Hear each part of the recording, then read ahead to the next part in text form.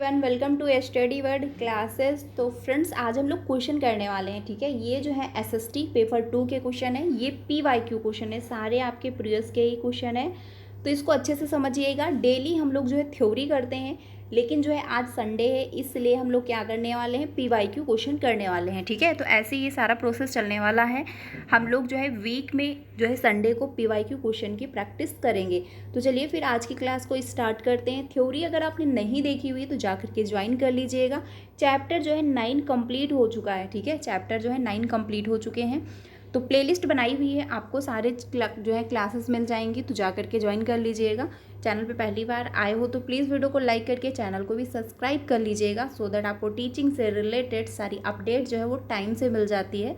And आपको CTET paper 1 and paper 2 दोनों की प्रिपरेशन करवाई जाती है। तो चलिए फिर आज की क्लास को स्टार्ट करते हैं। पहला है क्वेश्चन, इसमें कहा गया है ये क्लास आपको डेली 5 बजे मिलती है, तो आप इसको डेली ज्वाइन कर सकते हैं। टेलीग्राम चैनल के साथ ज्वाइन हो जाइएगा, वहाँ पर आपको सारी पीडीएफ मिल जाएंगी और जो है सारी इम्पॉर्टेंट जो नोटिस जारी होती है वो भी आपको वहाँ पर मिल जाएगी। ठीक है, तो पहला है क्वेश्चन, इसमें कहा गया है कि मध्यकाल में दिल्ली के शासकों के संदर्भ में निम्नलिखित का जो है मिलान कीजिए और उपयुक्त विकल्प का जो है चुनाव कीजिए। तो इसमें जो है पहला ए है और बी है, तो इसमें कौन सा ऑप्शन सही होगा वो जो है देखना है। तोमर जो है, ठीक है, तोमर जो है वो आपका हो जाएगा आरंभिक 12वीं शताब्दी 1165। ठीक है, तो ए का हो जाएगा थर्ड। अब ए का थर्ड किस में दिया है, सेकंड में ही दिया है। देखिए ए का थर्ड सिर्फ सेकंड में दिया है, तो इस ऐसे क्वेश्चन करने के लिए आप यही ट्रिक फॉलो कर सकते हैं। पहला मैच करिए, अगर पहले से क्वेश्चन निकल रहा है, क्वेश्चन का आंसर निकल रहा है, तो आप निकालिए और आगे बढ़िए, क्योंकि अगर आप सारे मैच करने बैठेंगे तो इसमें टाइम लगेगा। और सीटेड में टाइम टेकन बहुत ज़्यादा इंपॉर्टेंट है। अगर आप टाइम मैनेज कर ले गए तो आपका सारा पेपर हल हो जाएगा, नहीं तो पेपर छूट भी जाता है। ठीक है, तो इसमें जो है 2 ऑप्शन आपका सही हो जाएगा। अगला है बी जो है अनंगपाल जो है, ये आपका हो जाएगा जो है 4, यानी 1930 से लेकर 1130 से 1145 तक। चौहान जो है ये आपका सी का हो जाएगा सेकंड, यानी 1165 से 1192। पृथ्वी जो है राज चौहान, ये आपका फर्स्ट ऑप्शन हो जाएगा। ठीक है, तो इसमें आंसर जो होगा वो सेकंड ऑप्शन सही हो जाएगा। इंपॉर्टेंट क्वेश्चन है, ध्यान रखिएगा, ऐसा क्वेश्चन पूछ सकता है, तो इसका सेकंड ऑप्शन सही होगा। अगले क्वेश्चन पे चलते हैं, क्वेश्चन नंबर सेकंड में। इसमें कहा गया है कि प्राचीन जो है तमिलनाडु में डैश डैश की बस्तियों को उर कहते हैं।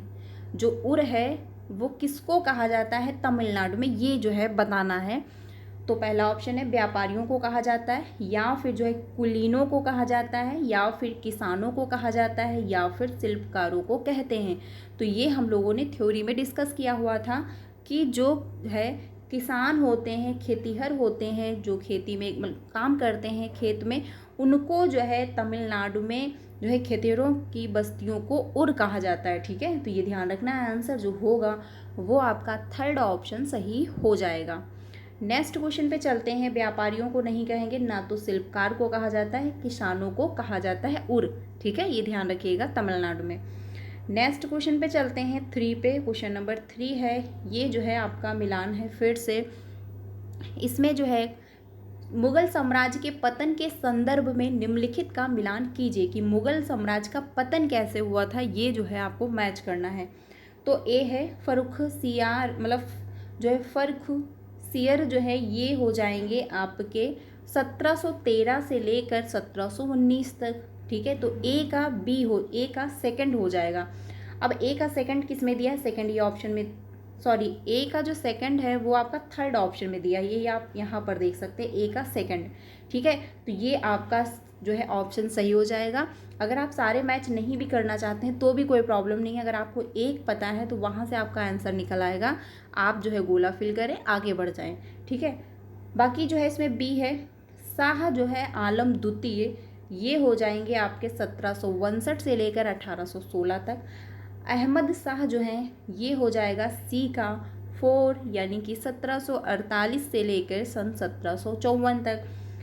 आलमगिरी द्वितीय जो हैं ये आपका डी का हो जाएगा थर्ड। ठीक है, तो आंसर होगा इसमें थर्ड ऑप्शन सही, ऐसे क्वेश्चन मैच करने के लिए यानी कि ऐसे क्वेश्चन को हल करने के लिए आप एक मैच कर लें और फिर ऑप्शन चेक कर लें। अगर एक से निकल रहा है तो आप आंसर टिक करें, अगर एक से नहीं निकल रहा तो आप सेकंड ऑप्शन फिर से देखें, दूसरा मैच करें, एक दो मैच करेंगे वहाँ से आंसर इसका निकल आएगा। ठीक है, तो इसमें आंसर जो होगा वो थर्ड ऑप्शन सही हो जाएगा।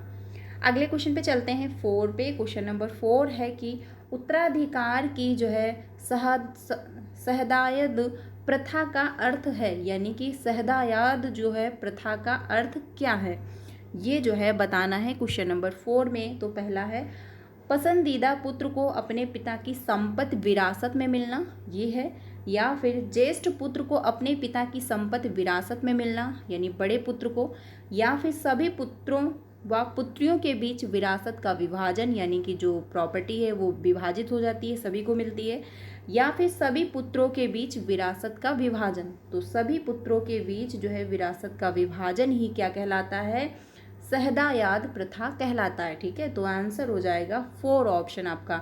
बाकी ऑप्शन क्या है गलत होंगे, ध्यान रखना। सहदायाद किसको कहते हैं, सभी पुत्रों के बीच जो प्रॉपर्टी है, जो विरासत है, उसका विभाजन यानी सभी में बांट देना। 4 ऑप्शन सही हो जाएगा। अगले क्वेश्चन पे चलते हैं 5 पे। क्वेश्चन नंबर 5 है कि मराठी में लिखे जो है भक्ति गीतों को किस नाम से जाना जाता है। जो मराठी में लिखा जाता है भक्ति गीत उसको किस नाम से जानते हैं। तो पहला है श्रोतम है, या फिर जो है भजनम है, या फिर प्रबंधम है, या फिर अभंग है। तो बात यहाँ पर हुई है कि मराठी में, तो क्वेश्चन नंबर जो है 4 ऑप्शन आपका सही हो जाएगा, अभंग होगा। ठीक है, अभंग नाम से जाना जाता है भक्ति गीतों को, तो आंसर हो जाएगा 4 ऑप्शन, ध्यान रखना इम्पॉर्टेंट है। नेक्स्ट क्वेश्चन पे चलते हैं। क्वेश्चन नंबर 6 है। क्वेश्चन नंबर 6 में जो है कहा गया है कि मौजूदा महाराष्ट्र में जो है रहे संतों के बारे में निम्नलिखित कथनों को पढ़िए और उपयुक्त विकल्प का चुनाव कीजिए। तो ए ऑप्शन जो दिया गया है कि 13वीं से 17वीं शताब्दी में हुए कवि संतों ने जो है सभी प्रकार के कर्म कांडों और जन्म आधारित अंतरों का जो है विरोध किया। ठीक है, तो क्या ये सही है या फिर ये सही नहीं है। आगे चलते हैं, बी को देखते हैं। इन कवि संतों ने जो है रोजी रोटी कमाने और नम्रता पूर्वक जो है जरूरतमंद साथी व्यक्तियों की सेवा करते हुए जीवन बिताने को जो है अधिक पसंद किया। तो ये सही है या नहीं सही है, ये जो है आपको बताना है क्वेश्चन नंबर जो 6 है। तो देखिए इसमें ए भी ऑप्शन सही है और बी भी सही है। अब ये क्या हुआ है, सीधे स्टेटमेंट जो है आपकी बुक से उठाकर दे दिए गए हैं। ठीक है, तो अगर आपने एनसीईआरटी रीड की होगी तो आपको समझ में आ जाएगा। तो इसीलिए पेपर 2 को अगर क्वालिफाई करना है तो एनसीईआरटी पढ़नी होगी। देखिए थ्योरी पढ़ेंगे तभी जाके चीज़ें समझ में आएंगी। तो इसमें आंसर जो होगा वो आपका ए भी सही और बी भी सही, यानी फर्स्ट ऑप्शन सही हो जाएगा। ए और बी दोनों सही हैं। ठीक है, आंसर हो जाएगा फर्स्ट ऑप्शन, बाकी ऑप्शन गलत हो जाएंगे। अगले क्वेश्चन पे चलते हैं 7 पे। क्वेश्चन नंबर 7 है कि कौन जो है सही सुमेलित है, ये आपको बताना है कि इसमें कौन जो है सही सुमेलित किया गया है। तो पहला है बख्शी जो है सैनिक वेतनाधिकारी, या फिर सद्र जो है धार्मिक व धर्मार्थ किए जाने वाले का मंत्री, या फिर एकतादार जो है सैन्य कमांडर, या फिर जो है कोतवाल नगर का पुलिस अधिकारी। तो इसमें जो है कौन सा जो है सही सुमेलित है ये जो है बताना है। तो देखिए डी तो सही है, और आपका जो है भक्ति सैनिक वेतनाधिकारी ये भी जो है सही है, और जो है सैन्य कमांडर ये जो है आपका गलत हो जाएगा, यानी कि ए जो है वो सही है, और जो है बी भी सही है और डी भी सही है। तो इसमें होगा 4 ऑप्शन, यानी कि 4 ऑप्शन आपका सही हो जाएगा क्वेश्चन नंबर 7 का। ठीक है, जो मैं आंसर आपको बता रही हूँ ऑफिशियल आंसर की से बता रही हूँ, तो ध्यान रखना, ये मत सोचिएगा कि मैं आपको गलत आंसर बताऊँगी, क्योंकि ऑफिशियल आंसर की यानी पेपर ये PYQ है तो इसकी ऑफिशियल आंसर की भी है, तो वहीं से मैं आप लोगों के साथ डिस्कस कर रही हूँ। ठीक है, अगले क्वेश्चन पे चलते हैं। अगला है क्वेश्चन नंबर 8। इसमें कहा गया है कि निम्नलिखित में से कौन सा शब्द जो है मध्य प्रदेश में घुमंतू खेती के लिए इस्तेमाल होता है, यानी घुमंतू खेती के लिए इस्तेमाल किया जाता है मध्य प्रदेश में। ठीक है, ये जो है बताना है। तो पहला है बीघा कहते हैं, या फिर बेवड़ कहते हैं, या फिर बैगा कहते हैं, या फिर महल कहा जाता है। तो इसमें आंसर होगा आपका सेकंड ऑप्शन, क्योंकि इसमें क्या कहा जाता है, बेवड़ कहा जाता है घुमंतु खेती करने वाले को। ठीक है, तो आंसर हो जाएगा आपका 2 ऑप्शन। ये ध्यान रखना कहाँ पे, मध्य प्रदेश में कहा जाता है। ठीक है, तो आंसर हो जाएगा सेकंड ऑप्शन। नेक्स्ट क्वेश्चन पे चलते हैं, 9 है। क्वेश्चन नंबर जो 9 है, इसमें बात हुई है कि 19वीं शताब्दी के आरंभ में सामाजिक परिवर्तन के संदर्भ में कथनों ए एवं बी को पढ़े तथा सही विकल्प चुने।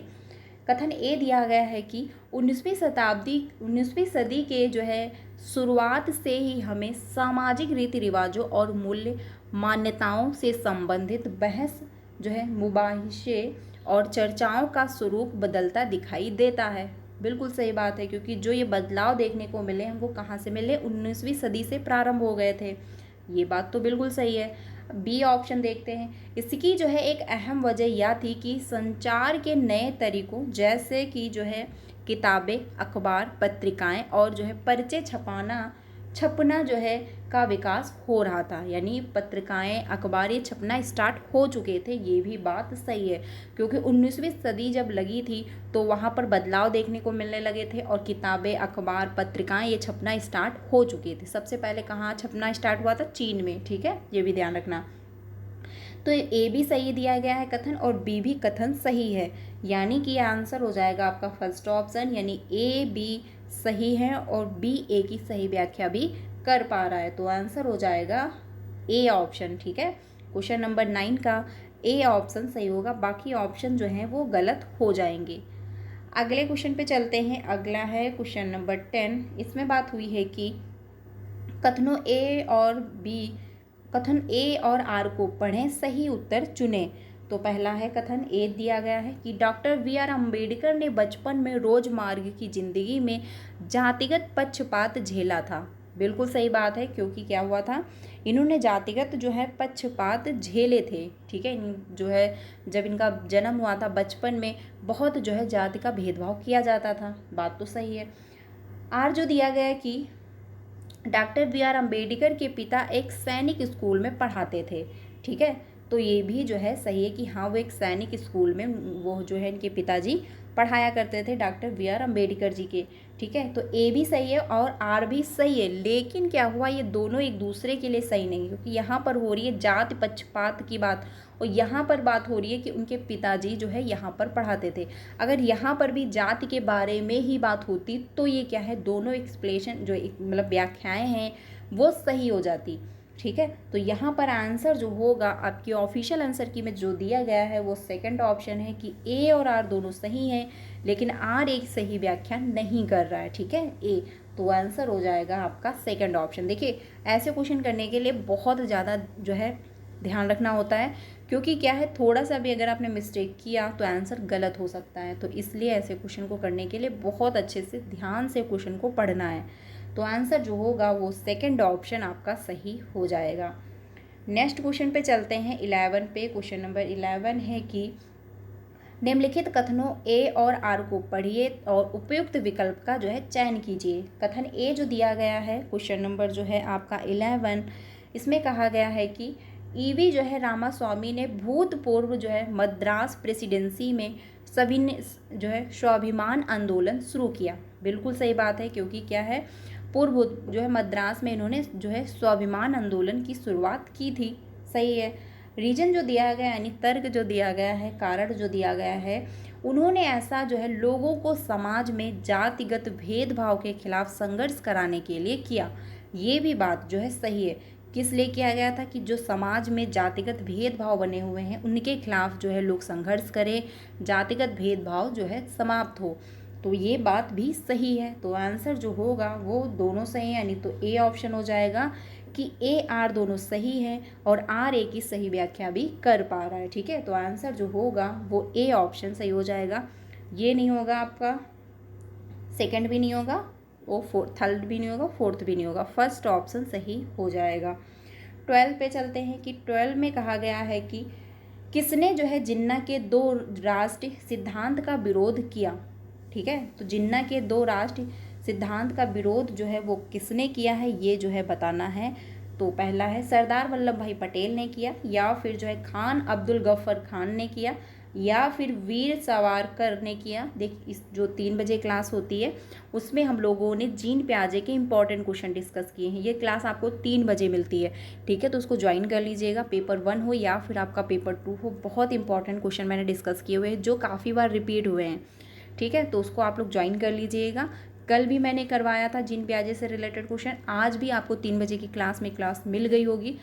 3 बजे टाइम जो है तो आप लोग जा करके उसको ज्वाइन कर लीजिएगा। बहुत इंपॉर्टेंट क्वेश्चन मैंने वहाँ पर डिस्कस किए हुए हैं, ठीक है। अगला है थर्ड ऑप्शन की वीर जो है सावरकर या फिर मौलाना आज़ाद। तो क्वेश्चन नंबर जो है आपका 12, इसमें ऑप्शन हो जाएगा 4 ऑप्शन की मौलाना आज़ाद जो है वो सही हो जाएगा, ठीक है। क्वेश्चन नंबर जो है 12 का 4 ऑप्शन सही हो जाएगा। अगले क्वेश्चन पे चलते हैं। अगला है क्वेश्चन नंबर 13। क्वेश्चन नंबर 13 है कि इसमें जो है कहा गया है कि 1857 के विद्रोह के बारे में निम्नलिखित कथनों पर विचार कीजिए। तो 1857 का जो विद्रोह हुआ था उसके बारे में जो है यहाँ पर जो है बात हुई है। तो पहला ऑप्शन है मई जो है सन 1857 में भारी विद्रोह का आरंभ हुआ, या फिर जो है यह उपनिवेशवाद के विरुद्ध सबसे बड़ा जो है अप्रतिरोधी आंदोलन था, या फिर जो है इसमें सिपाहियों और जनसाधारण ने बड़ी संख्या में भाग लिया। कौन सा जो है कथन सही नहीं है, ये आपको बताना है कि कौन सा स्टेटमेंट गलत दिया गया है। तो इसमें जो स्टेटमेंट गलत दिया गया वो सेकंड ऑप्शन दिया गया, क्योंकि यह उपनिवेशवाद के विरुद्ध सबसे बड़ा जो है अप्रतिरोधी आंदोलन है, ये कहना गलत होगा। तो सेकंड ऑप्शन सही है, यानी कि ऑप्शन जो है 2 सही हो जाएगा, केवल सेकंड ऑप्शन गलत है, बाकी क्या है सही है। तो आंसर हो जाएगा इसमें सेकंड ऑप्शन आपका, ठीक है। अगले क्वेश्चन पे चलते हैं 14 पे। क्वेश्चन नंबर 14 है, इसमें बात हुई है कि ए और बी कथनों पर जो है सहायक संधि के संदर्भ में विचार कीजिए और सही विकल्प का चयन कीजिए, यानी सही स्टेटमेंट जो है वो देखना है। तो इसमें जो है बात हुई है क्वेश्चन नंबर जो है आपका 14, ठीक है, क्वेश्चन नंबर 14 है। तो ए जो दिया गया है इसमें कहा गया भारतीय शासकों को अपनी स्वतंत्र जो है सशस्त्र सेना रखने की अनुमति थी, ठीक है, जो उनको था अपनी वो सशस्त्र सेना रख सकते थे, ये जो है उनको क्या है पूरी स्वतंत्रता थी। तो ये कहना गलत हो जाएगा कि उनको पूरी स्वतंत्रता थी। भारतीय सैनिकों को जो है ये स्वतंत्रता नहीं थी कि वो जो है स्वतंत्र जो है सशस्त्र सेना रख सके, ठीक है, ये इसके लिए क्या है उनको परमिशन लेनी पड़ती थी, तो ये आपका गलत हो जाएगा। बी जो दिया गया है कि भारतीय शासकों को ईस्ट इंडिया कंपनी को भुगतान करना पड़ता था, ये जो है सही है कि जो भारतीय शासक थे उनको क्या है भुगतान करना होता था, ईस्ट इंडिया कंपनी को जो है भुगतान करना पड़ता था, ठीक है। तो बी तो सही है, लेकिन ए जो है वो गलत हो जाएगा। तो ए और बी सही है, ये गलत होगा। ए सही है, बी दोनों गलत है, ये भी नहीं होगा। आंसर आपका होगा 4 ऑप्शन, यानी ए गलत है लेकिन बी जो है वो सही हो जाएगा, ठीक है। बी ऑप्शन सही है, क्योंकि जो उनको स्वतंत्रता नहीं थी कि वो जो है सेना रख सकें, ठीक है, तो ये गलत होगा। लेकिन ये सही है कि भारतीय शासकों को ईस्ट इंडिया कंपनी को भुगतान करना पड़ता था, ये बात जो है सही है। तो आंसर हो जाएगा 4 ऑप्शन। नेक्स्ट क्वेश्चन पे चलते हैं। अगला है क्वेश्चन नंबर 15। इसमें बात हुई है कि निम्न युग्मकों पर जो है विचार कीजिए, यानी सही जो है मिलान करना है।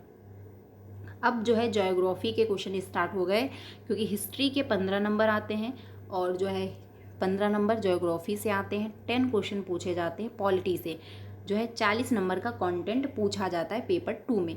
1-2 क्वेश्चन इधर उधर हो सकते हैं, ठीक है। तो इसमें जो है मिलान करना है क्वेश्चन नंबर 15 में।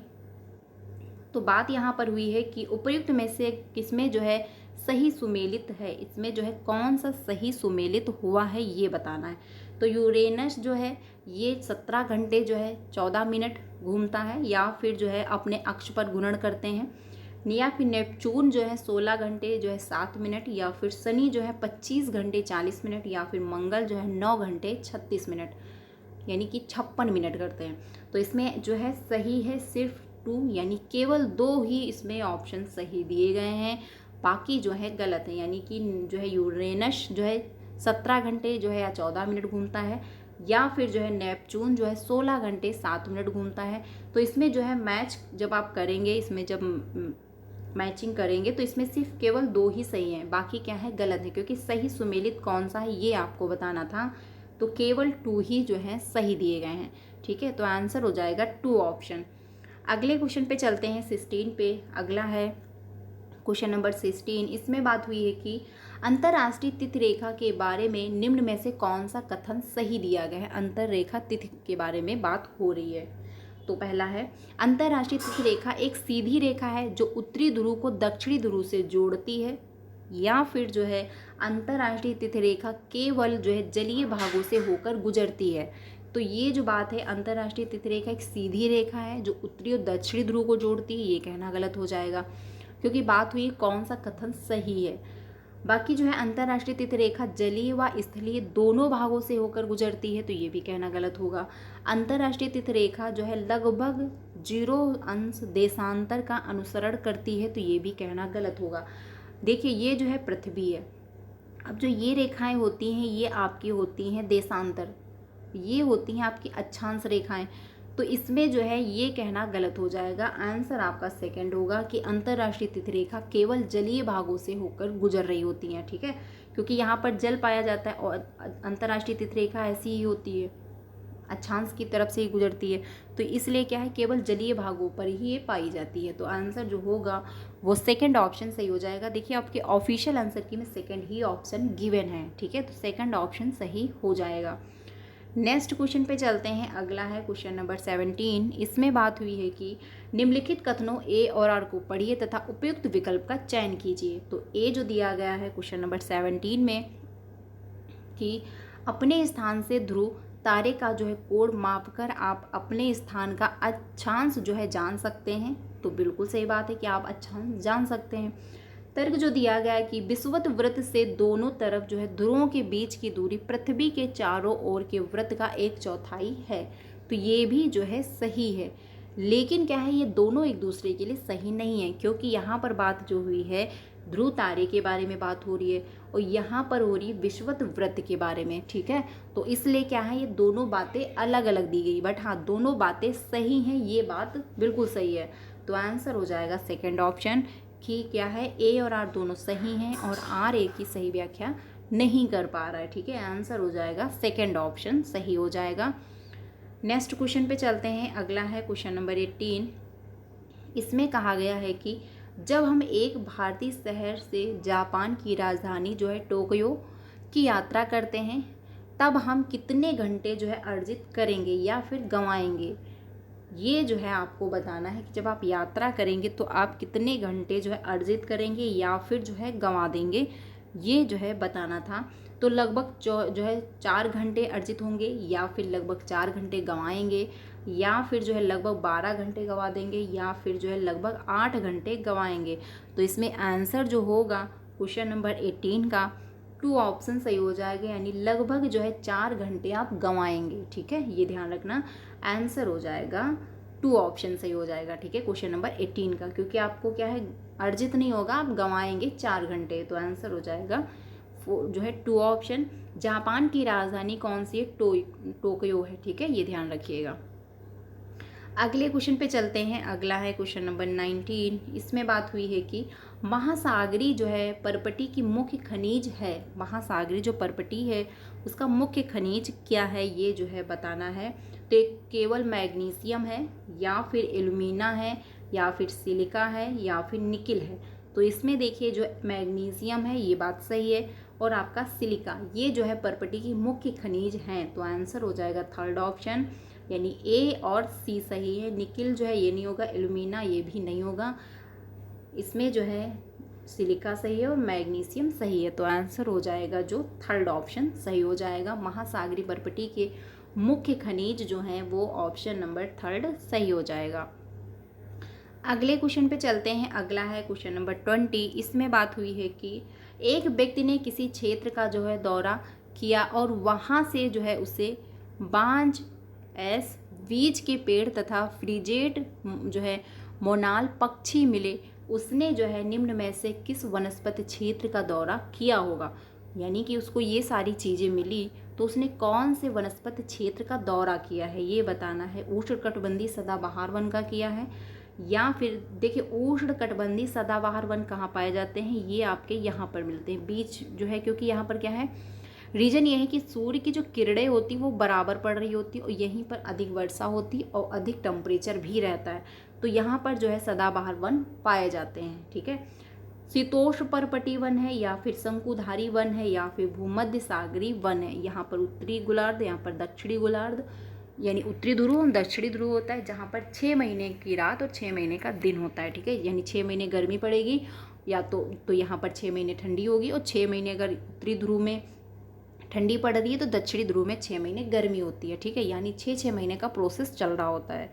लेकिन जो उष्णकटिबंधीय जहाँ पर वन पाए जाते हैं वहाँ पर जो है मौसम नॉर्मल, मतलब गर्मी भी होती है और ठंडी भी होती है, बारिश भी होती है। ठीक है, तो यहाँ पर जो है बात हुई वनस्पति क्षेत्र का दौरा किया गया है क्वेश्चन नंबर 20 का।